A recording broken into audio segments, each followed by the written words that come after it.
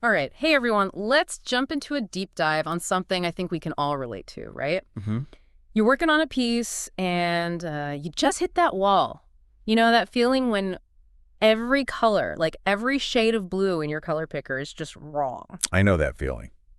Well, today we're going deep on some color theory, and trust me, this is going to equip you with some serious color knowledge, especially from a digital artist's point of view. Yeah, We're unpacking a YouTube video today by Peacock. I've seen that one. It's titled Color Theory Explained, and I think you'll agree their journey to mastering color is actually relatable, and they even make it a little funny, which I appreciate.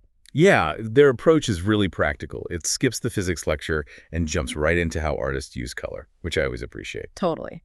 And they start by breaking down these color properties, right? Like Hmm. hue, saturation, and value. Hue is pretty straightforward. It's the color's identity, like red or blue. Mm. Value is how light or dark that color is. But then we hit saturation and chroma, and that's where things get a little less clear, I think. Yeah, definitely. Saturation, you can think of it as a color's purity, like a bright, pure red versus a muddy, almost brownish red. That's the difference in saturation. But chroma, that's a little trickier. It's more about a color's intensity, its potential. It's like a color's maximum chroma changes depending on its value. So hold on. It's not just how vivid a color is, but how vivid it can be at a given, like, lightness or darkness. Exactly, and this has huge implications for picking colors digitally.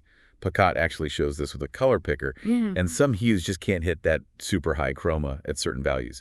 You won't find a bright, pure yellow in a super dark shade. That is so interesting. It's like I've been fighting against the color itself all this time. I'm thinking about those late nights trying to find the perfect night sky blue, but it always feels weak. Maybe you are running into those chroma limitations. Yeah, it's possible. So we need to understand these properties, but also how they work together in our art. Absolutely. And that brings us to color relativity. Sure. It's the idea that a color's appearance changes a lot depending on what's around it.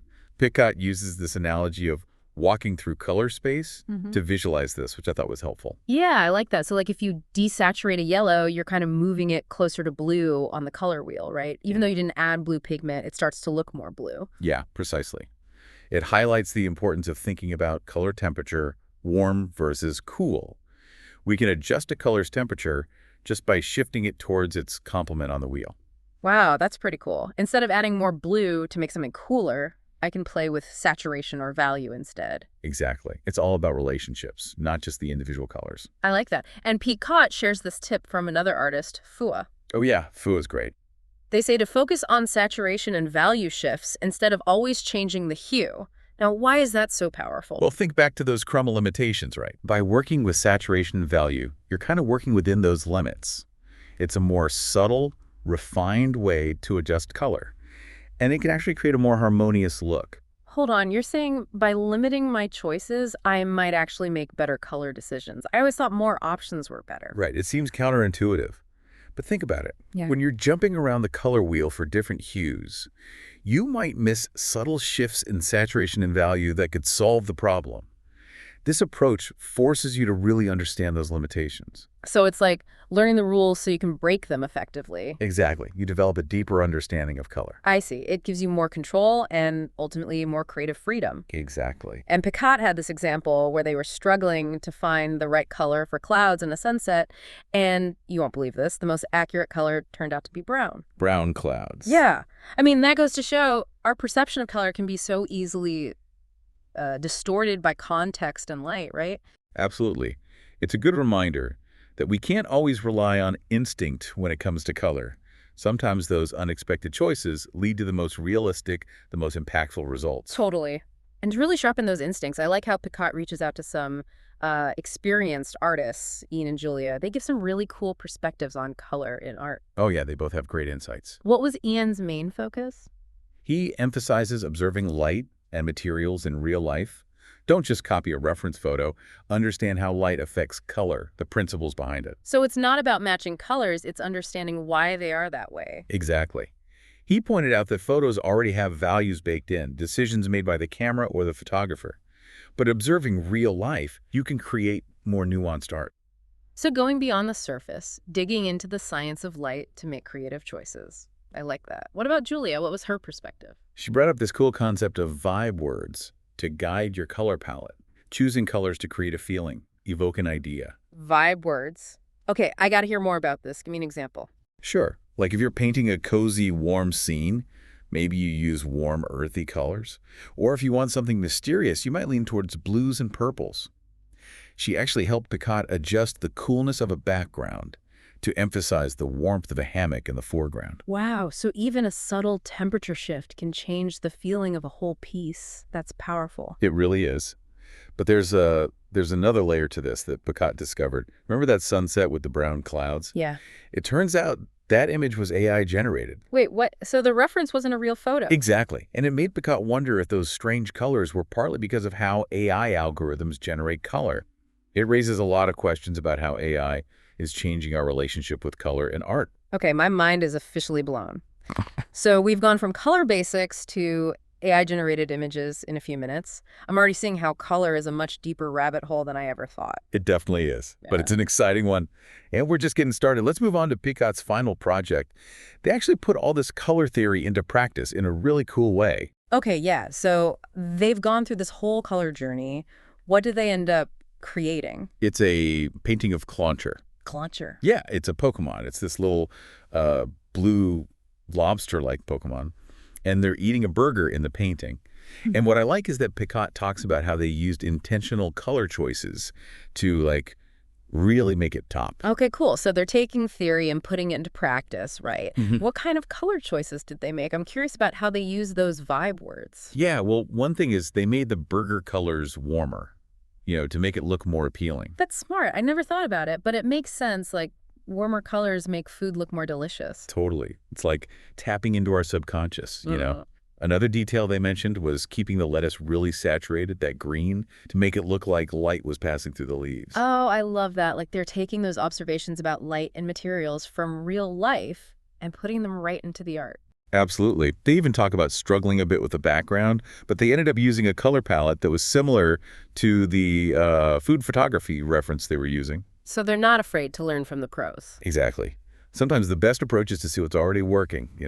If it works for professional photographers, it's probably for a good reason. Right. It's about recognizing there's a lot we can learn from people who've already done this. Okay, so Picot went from feeling totally lost with color to making this, like, vibrant and engaging painting. It's amazing what research and, expert advice can do. And even that AI confusion. Yeah, it's a good example of how even a complex topic like color theory can be broken down and understood if you take the right approach. Absolutely. And I think a key takeaway here is that learning about color, it's a journey, it's not a destination. There's always more to discover, It is. It's full of those aha moments that make it all worthwhile. Totally. This deep dive has given us so much to think about. Properties of color, how context matters, and wow, the unexpected ways AI is showing up. Yeah, for sure. It's a lot to take in. Speaking of AI, I want to circle back to that because it's been on my mind. Picot's experience with that image, it got me thinking, could we actually spot an AI-generated image just based on the colors? That's an interesting question.